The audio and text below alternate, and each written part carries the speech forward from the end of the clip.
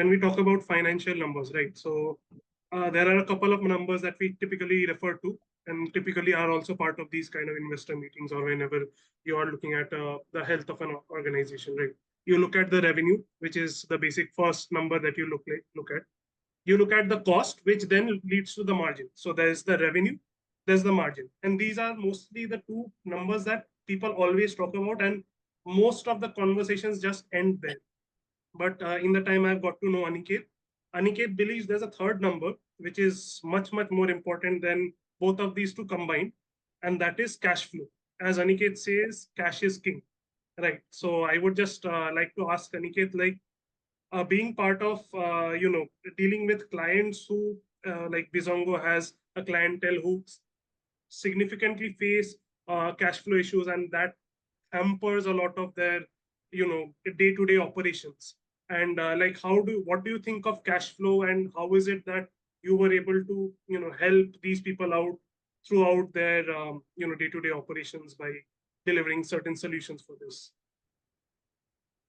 Yeah, so actually, I'll give two angles to this. So, the one is that definitely the cash flow issue at the vendor's end, which is what we resolved quite a bit, I think, to a large extent through our working capital financing. And I think initially, because of lack of probably knowledge, I would say, I think we did not know that we had an ability to get banks and NBFCs into the picture. So that's why we used to use our own personal equity, which is not a good idea. So because equity is very, very expensive, but we didn't know how to do it. But I think we learned with time, again, very important skill set. Entrepreneurs are very flexible. They take feedback. They never say that, Acha, I know better. Don't tell me. I know better. So that they never do that. They always listen, and they have a phenomenal ability to take out the good from the entire conversation and cull out the noise and throw it out. They have a phenomenal ability to do that, and you'll see that it becomes very, very important to get there with time. But yeah, coming to Soga's question, we did that pretty well. I think we became pretty much well embedded in the ecosystem because we were able to give working capital loans to, or actually enable, even more important, to vendors because of the ability to generate data on the platform. And that was essentially the living, breathing, the clutch that they needed to grow, because all of the expense that an SME has is typically in buying their raw materials.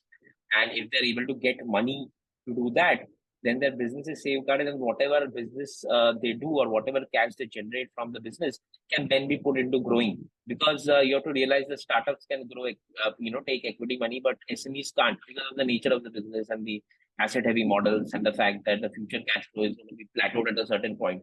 SMEs can't raise equity money. That's the nature of the game.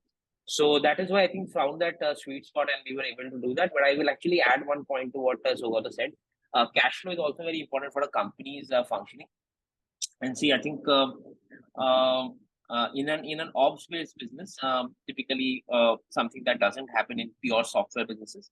In an ops-based business, there is always a difference between what the client pays you and when, and where and how you have to pay your vendors, right? So there's a difference between account receivables and account payables, what is essentially called as current assets and current liabilities, right? So there's always going to be a drastic difference between that.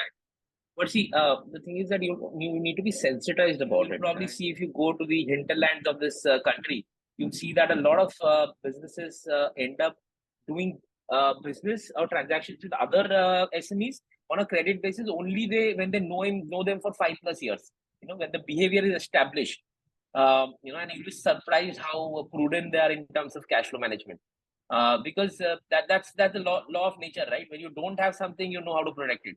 When people like us, we get more of what we actually thought we need, we get too much capital with us, we start utilizing it. That is very natural human behavior.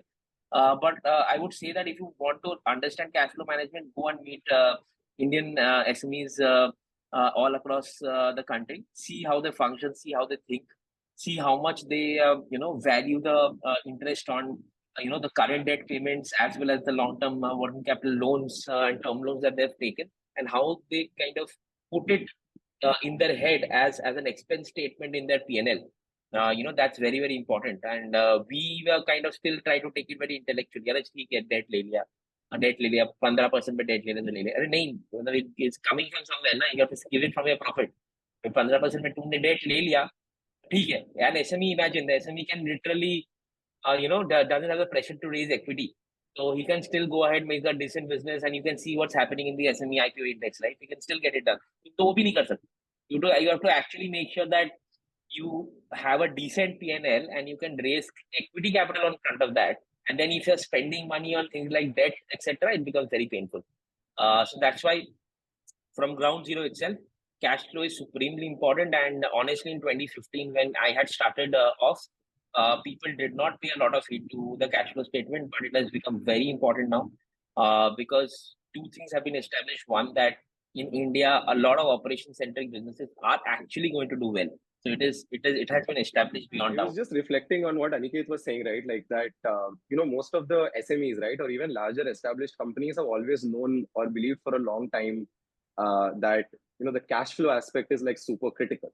I remember when I was at P&G, I would often ask my purchasing manager, here, this vendor is overcharging me on this product because he knows that I'm going to pay in 180 days, which is like the draconian payment terms that we offer, right?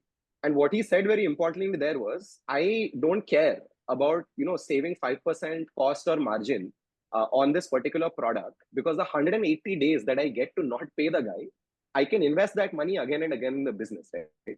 So I think one additional concept that I add on top of cash flow is sort of this concept of return on capital. You can think of it as your profits by the capital invested, and you can break it up further, right?